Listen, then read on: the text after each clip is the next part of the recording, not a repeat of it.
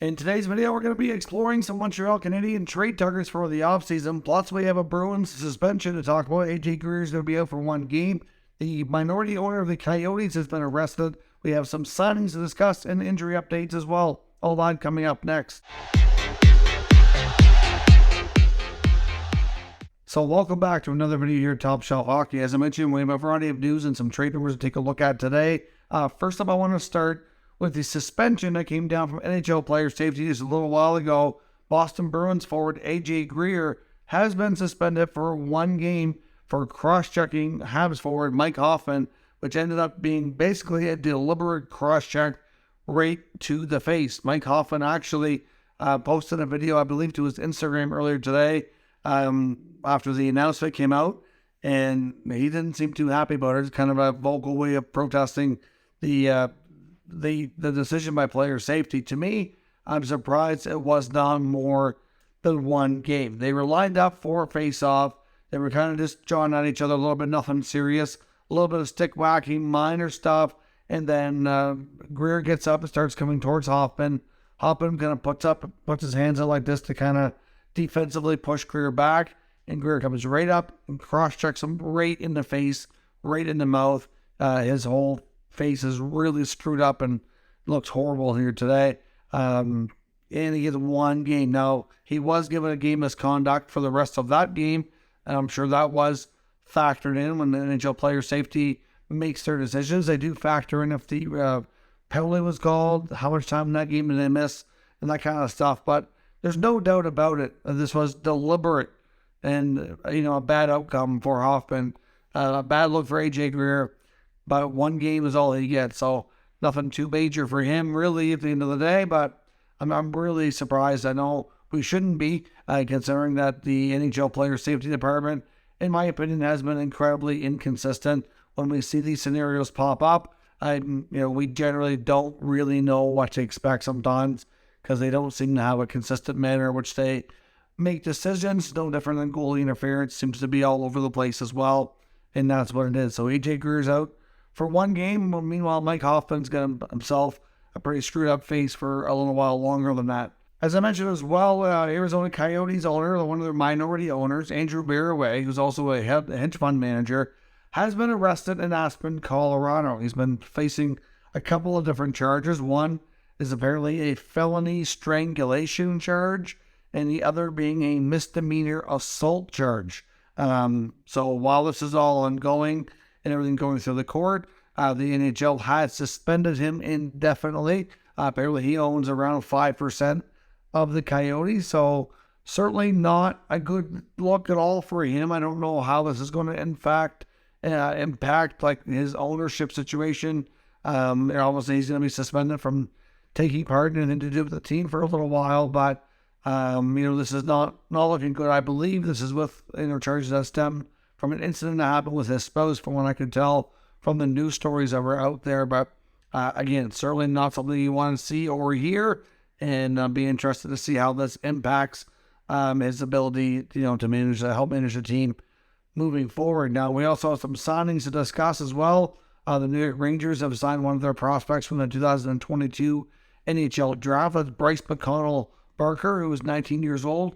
He was a third-round pick last year. Canadian-born centerman, put up 74 points this year in 66 games played in the Ontario Hockey League for the Sault Ste. Marie Greyhounds. So that's a pretty good development year, at least with a production increase for him in his draft plus one season. And the Rangers get his entry-level contract taken care of. We also seen that the Vancouver Canucks have extended defenseman Christian Wolanin as well. He gets a 2-year extension. It's a 2-year, two-way deal, but it's a hefty American Hockey League salary should he have to play at that level. He gets $775 at the NHL level and $350,000 at the American Hockey League level. So for Wolanin, who's bounced around a fair bit lately on one-year deals, went from Ottawa to LA to Buffalo, ended up in Vancouver. Now he gets more of a place to stay. That's good on him. Nice to see him find a landing spot where he can stay for some time. I think he's a decent NHL defenseman who could probably be a third-pair guy and find a way to contribute. Just a matter of finding that consistency to his game. On to some injury updates. Vegas Golden Knights got their goalie Logan Thompson back just recently. He's already back out after making his first appearance. He's hurt again, so no clear definitive timeline on that injury just yet. Thankfully, Jonathan Quick has been healthy and playing really well for Vegas. That's being acquired after he went from LA to Columbus to Vegas in that NHL roundabout trade around the NHL trade deadline. Logan Thompson obviously battling some stuff this year, which is not good. Hate to see that happen for them. There's been a lot of goalie injuries this season. The Columbus Blue Jackets have announced too that Patrik Laine is going to be out for about 2 to 4 weeks, so that's going to eat up most of the rest of his regular season, potentially all of it. Apparently, he suffered some sort of triceps injury during practice. They've been experimenting lately with Patrik Laine playing as their number one centerman. So we'll see. I'm not sure if that's something they'll revisit next offseason or training camp at all. But it's a shame, really. They've had so many injuries there this year, and Laine is just the latest, but thankfully it doesn't sound like it's anything too serious. Montreal Canadiens forward Josh Anderson's going to be out for the rest of the season as well. He has suffered a high ankle sprain. We already knew he was injured after crashing into the net. Just didn't know the exact details of what he was going to be dealing with there, but high ankle sprain it is. He's looking at least 6 weeks probably for recovery, probably much longer before it's 100%. So obviously that's not good news. Montreal's had a ton of injuries this year, and Anderson is just the latest to join that long list of guys that are out for the year. The Pittsburgh Penguins also having more goalie health injuries. Tristan Jarry also hurt yet again and out for an undetermined period of time. We don't know the exact timeline here just yet, but certainly had to leave the game yesterday. Can't seem to stay healthy. There was some rumors going around that he was having trouble with his hips, and there were some that were denying that, but considering how things have gone and where the way he's played and everything, it does kind of look like it might be the case, but we'll have to wait and see what happens. But that's certainly not good news as the Penguins fighting to keep their playoff hopes alive here. And in last night's game for the Ottawa Senators and the Tampa Bay Lightning, we also seen Senators' newly acquired defenseman Jacob Chychrun didn't get hurt. It didn't look like anything serious, but he did leave the game and not return. DJ Smith made it sound like it wasn't too serious, but I haven't seen any updates today to give us a better idea on how long he's going to be out. But I would say he's going to miss a little bit of time for sure, which is a big blow because he's played extremely well for Ottawa since they picked him up on the deadline from the Arizona Coyotes. Now into the trade section of the day, I do want to examine some Montreal Canadiens potential trade targets. So we've heard GM Ken Hughes make some comments in the recent past saying that, this offseason around the draft or whatever, that he would be looking to make moves to improve this hockey club that might be similar to what he did last year where they get Kirby Dach out of Chicago. So getting a young player that might be available, needing a first start or something, would be types of deals that they would be looking at. Now, I did see some information here put out by Marc-Olivier Baudouin, who's a hockey blogger for Montreal Canadiens, saying some of the players he felt that they could target. Some of these do make sense. Some of these we've talked about before. Of course, Pierre-Luc Dubois, right at the absolute top of this list. We know that Dubois is going to be entering RFA status with the Winnipeg Jets. We know he's made it clear he doesn't want to sign there long term. Last offseason, we've seen numerous reports and including information from Dubois' agent and himself confirming that they do have interest in Dubois making it to be a Montreal Canadien here when he's able to do that. Now, of course, he gets signed for one more year in Winnipeg and march his way to UFA status, go to Montreal on his own without them having to give up any assets. That's a real possibility. However, we know that Kevin Cheveldayoff and the Winnipeg Jets are probably not going to want to see that happen. They're not going to lose this asset for nothing. He's been a big part of their team, and obviously they gave up Patrik Laine to trade for him, and who was also a former big part of their team in 30-40 goal scorer. So certainly, Dubois is not a player that they're going to just let walk away. If nothing changes with Dubois and he refuses to sign a longer-term deal, then I would imagine that this is going to be the offseason that the Jets do trade him. But will they trade him to Montreal, or will he have to do a year somewhere else and then become a UFA?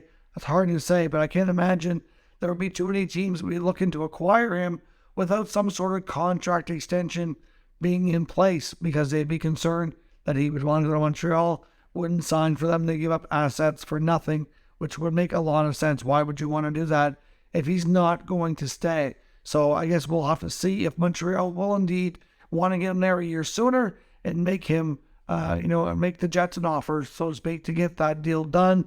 I mean, he might be able to, use his leverage enough that it's not going to be too costly for Montreal, but we'll have to see. No big surprise, though, that he certainly tops this list. He's been a long-rumored trade target for the Habs now for basically a better part of a season. Of course, there's been some talk recently about Flyers goalie Carter Hart.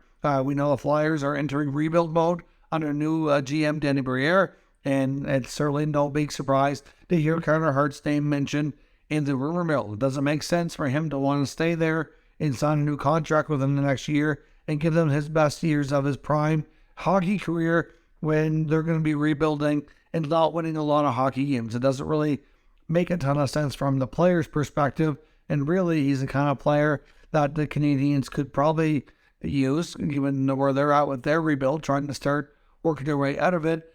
They've already been rebuilding for a while, so they're certainly ahead of the Flyers in that respect, and he's a player that could get a good return to help Philly. So it makes a lot of sense as well. Hard to say, though, really. I mean, the Habs do have Montembeault and Allen. They may decide to run with that goalie tandem here for a little while longer. Certainly don't expect them to be trying to trade for every player on this list. That would be quite expensive and very unlikely. But they do have multiple first-round picks this year. So I don't see them trading their pick, but I do see them trading the other one that they have, which is, possibly going to be somewhere around the middle of the first round or so, depending on how things go. But at the same time, that's a situation where, they're going to have some draft currency to pull off a trade, kind of like they did with Kirby Dach at last year's draft. But will Carter Hart be that target? Will Dufour be that target?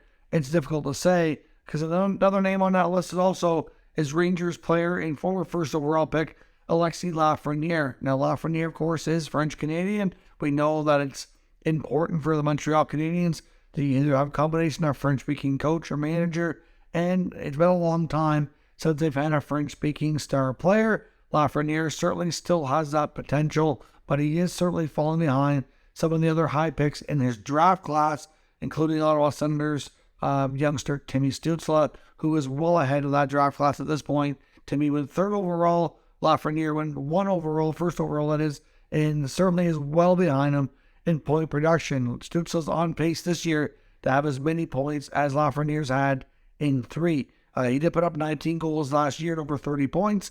He's likely going to be exceeding the point totals a little bit this year as well. But with the Rangers, it's going to be really tough to get up much higher than the third line on any kind of consistent basis, given their depth. It's just that simple. Now they have some long-term deals with some veteran guys there, and if they want to retain the services of any of the players they picked up on the deadline, like Patrick Kane or Tarasenko, then it's going to be impossible to retain all of the younger players like Hedl, like Lafreniere, like Kakko, Keandre Miller. Like, some of these guys might have to go because they will not be able to afford to keep everybody in place and keep those veterans that they've acquired at the deadline too. So we'll have to see where this goes. Obviously, Lafreniere is not the star player that he was projected to be, at least not as of yet. And he's certainly a player that's kind of held down in the Rangers lineup, given how deep they are. Now, if he went to the Canadiens, he would probably be able to play a bigger role and might be able to bring that star power out closer to what he was projected to be when he was drafted. So there's lots of reasons to think that might be a good fit.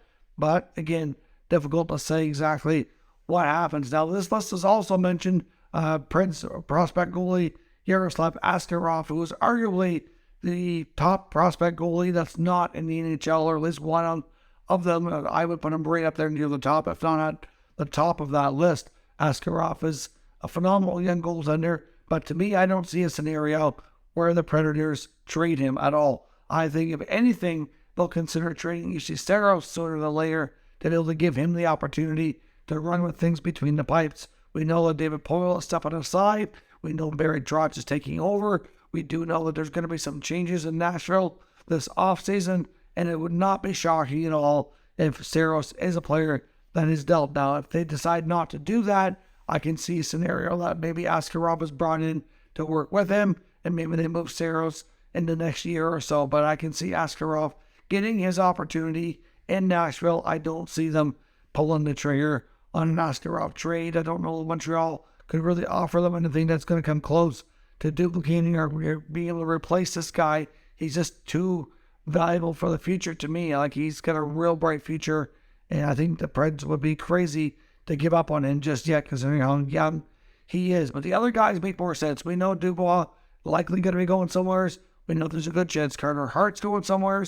Lafreniere's a little bit more questionable. But again, if the Rangers want to keep some of those guys they picked up on the deadline, other guys are going to have to go. It's just that simple. And some of the guys looking for more money moving forward might be the ones that get moved, like Lafreniere. They should be able to get a decent return because he still has a lot of potential for the future. He's still very young. So let me know your thoughts on these potential trade targets for the Montreal Canadiens. Who do you think they should target? What do you think is a reasonable return? Could they pull off a trade or two involving these players? Down in the comments, let me know, and we'll discuss further. If you're new to the channel, make sure you subscribe and stick around. We'll keep you up to date with all the latest news, rumors, and analysis of all 32 NHL teams. Thank you for watching, and I'll catch you next time.